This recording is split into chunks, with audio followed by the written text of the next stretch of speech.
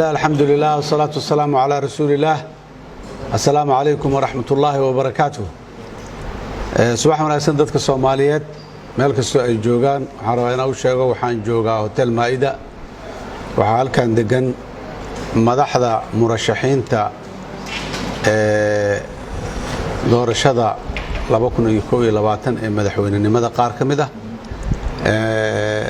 midowga golaha murashaxiinta Soomaaliyeed ah waxaan halkan u joognay xalay iyo maanta oo dhan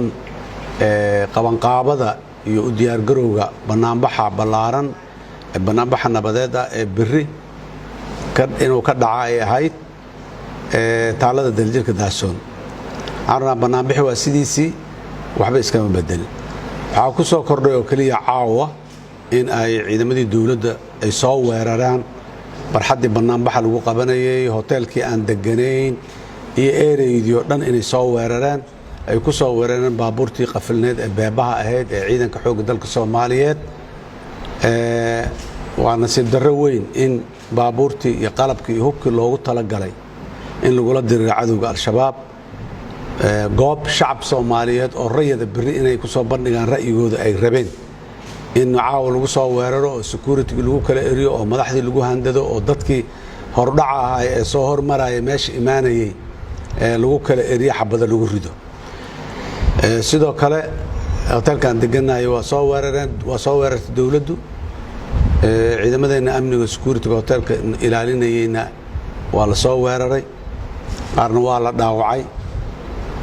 dagaal xunna meesha waa ka dhacay welina meelaha qaarkood weli dagaal xabadii waa ka socdaan dib ayaa la isaga cabiyo waa ka carareen meesha waa ka tageen laakiin waxaan rabaa dadka Soomaaliyeed inaan u sheegno dhaqanka noocaas ah ee dalkan ka bilowday maanta haddii aanay dadka Soomaaliyeed wax iska dhihin oo aanay wax isaga ogaanin oo aanay tallaabo ka qaadin dalkan madaxweynaha waqtigiisa dhamaaday ee 4 sano la soo dhaafayna sida ogaantay dal ku joogay haddana isagoo xilligiisa dhamaaday inuu haddana dhiig sokeeyo daadiyo u taagan aan leenahay shacabka Soomaaliyeed arintaas arin la aqbali kara maaha waxaan ku baaqayaa banaanbixi waa halkiisii waa meeshiisii waa waqtigiisii saacada la joogo qof kasta oo muwaadin oo Soomaaliyeed oo magaalada Muqdisho jooga meesha uu joogo inuu ka soo dhaqaaqo oo daljirka Daasoon soo aado baabayaalan keensaday dadkan xabadeynaya meelaha lagu kala cararaya ma aha wax oo gooya xorriyadda dadka inay istaagto ama dadku ay cabsadaan oo ay baqaan sidaas daraadeed dadka Soomaaliyeed waxaan ugu baaqayaa waxa caawa ka dhacay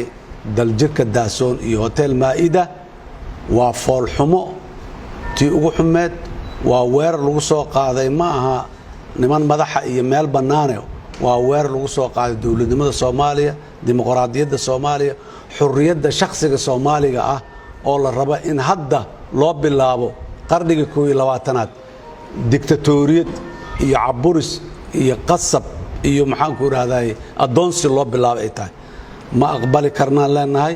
dadkana ma aqbali karnaan dadka Soomaaliyeed inay aqbali karin anaga ha muujiyaano ha isku soo baxaano barxadii daljirka Daasoonada noo balana saacada la joogo qof walba meesha joogto inay ka soo dhaqaaqdo ayaan u soo jeedinayaa oo aan isugu wada nimaado daljirka Daasoon hadii aan leeyahay aad iyo aad u mahadsantiin maanta ayay taagan tahay xurriyadaada maanta hana lahayd celi lahayd ayna ka baxsaneen yeena naga baxsanin xurriyadeena iyo madax banaanideena iyo xuquuqdeena dastuuriga hadii aan leeyahay aad iyo aad u mahadsantiin. Wassalaamu calaykum waraxmatullaahi wabarakaatuh.